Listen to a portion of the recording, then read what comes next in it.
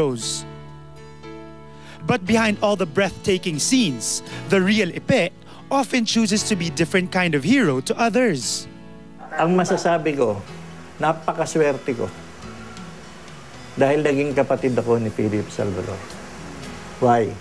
Si Philip yung tipong kapatid na isusubo na lang pag alam niya kailangan mo ibibigay niya sa iyo. Ipangungutang ka niya. Ganon siyang kapatid.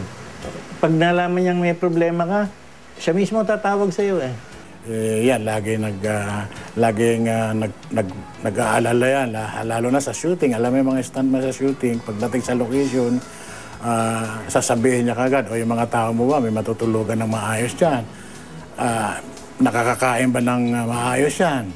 Kaya ang gusto ko namin sa kanya, maalala, isa siya sa mga artistang talagang may puso. Laging ina-advise sa grupo na mahalin niyo unang pamilya niyo, of course, ang ating Panginoon, ang pamilya, bago ang sarili at mga ibang bagay, mga material na bagay, pamilya muna. Yan ang lagi niyang sinasabi at lagi niyang sinasabi pag nasa mga emo mood, pa-emote-emote na mood, salamat sa buhay niyo. Lagi yun ang kanyang punchline.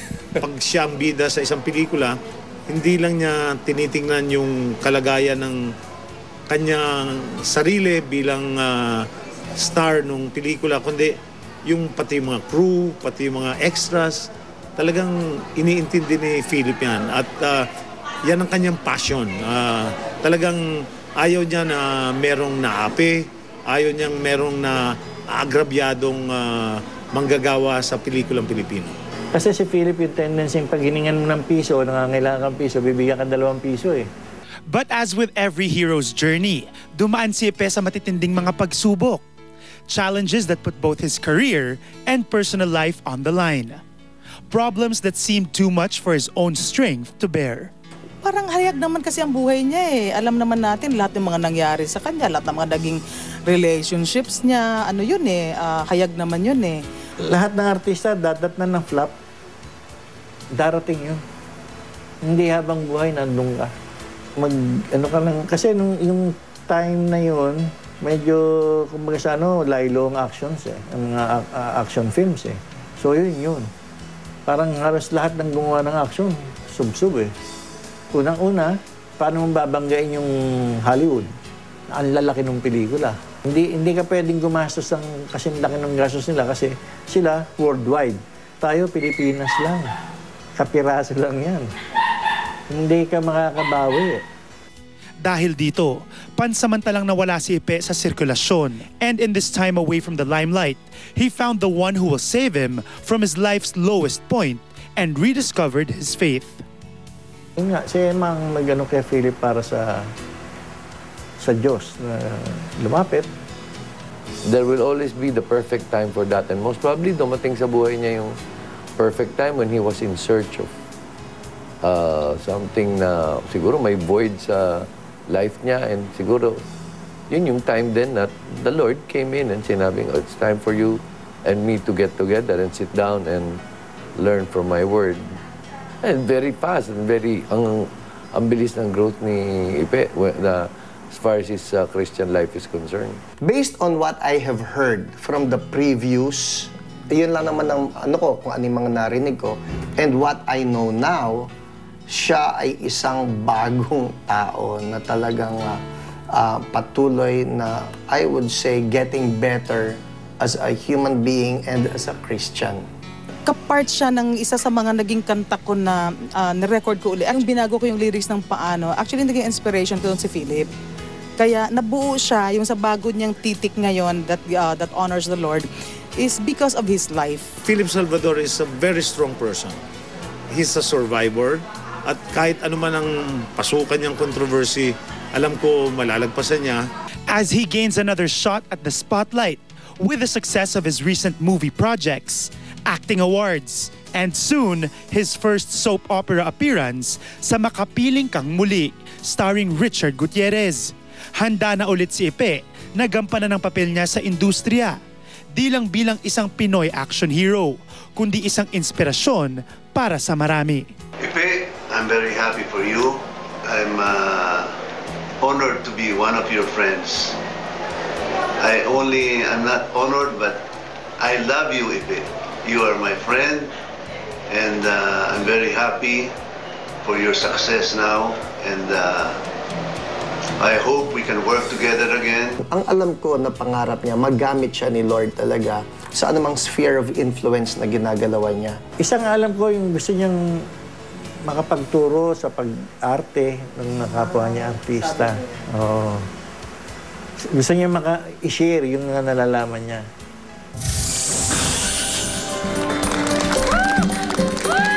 I can see that you're overwhelmed, Kuya Epe. Sobra, nakita ko pa yung pastor ko. Nakita ko pa si Dulce, si Tony, mga kasama ko sa church. What's the biggest learning out of lahat ng pinagdaanan mo in life, in your personal and in your career?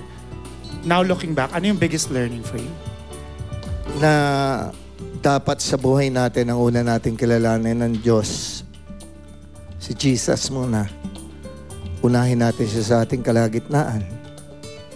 Dati kasi parang hindi ko nagawa yon. But now, maski ano pa, gumising ako, matutulog ako, aalis ako ng bahay, siya muna. Maski na doon sa mga kaibigan ko, sinasabi ko rin naman, basta unahin natin ang Diyos sa buhay natin. Kaya natin lagpasan lahat. Kuya Epe, regrets. Meron ka bang regret or yung mga pinagsisisihan sa mga nagawa mo noon or wala? Isa lang, hindi ko nakilala ang Diyos agad. Okay. Kung nakilala ko na noon pa ang Diyos, siguro sobra-sobra pa ang mangyayaring magaganda sa buhay ko.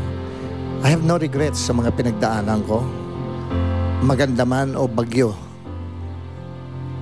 Kasi pinakita niya sa akin, nakasama ko siya kahit saan ako magpunta.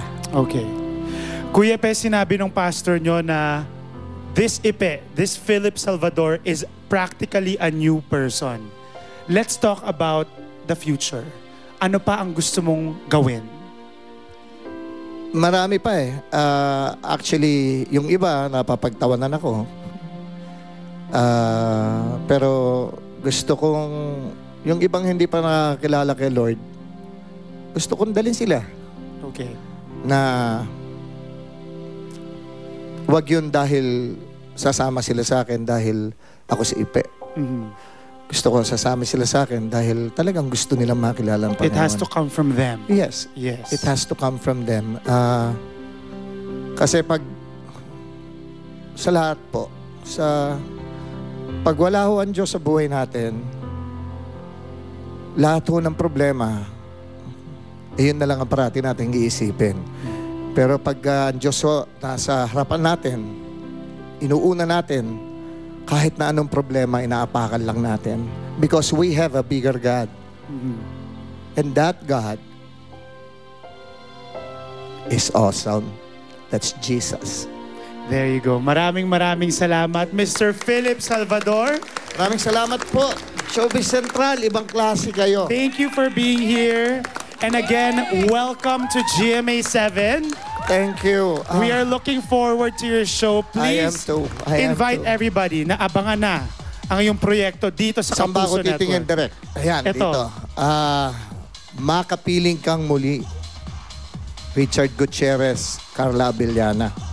Directed by Ricky Davao Pacino. Abangan nyo po. Napakaganda po nitong seryeng ito na gagawin namin. Talaga pong talag dito? Talaga hong ibinuhos ng GMA7 para ho dito sa proyekto na to. And I'm so blessed to be part of this serye. Maraming salamat po sa inyo na. There you go. Welcome to the world of television. And gabi-gabi ka namin makakasama starting May. Thank you so much, Mr. Philip Salvador. Raymond. Thank you. Thank you. Elvis, I love you, Elvis. Thank you din kay Dr. Vicky Bello, Sexy Solutions, Elorde Jimen Ortigas, Dr. Vivian Sarabia Optical, Dr. Shelo Dahar Dental Clinic, Ton Lau, Zeng Zulweta, Richard of Henry Calaig Salon Magnum, and Sexy Chef. Thank you. Abangan nyo po, eto na ba ang last episode ni Rufa May Quinto dito sa Showbiz Central. We'll talk to her live when we return. Stick around. Kuya Ramon, thank you so much. I love you.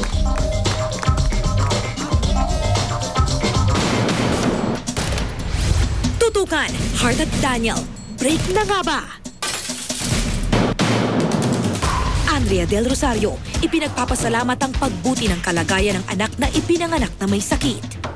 Susunod na, Fabio Ide, nireveal kay Rufa May ang tunay na relationship status.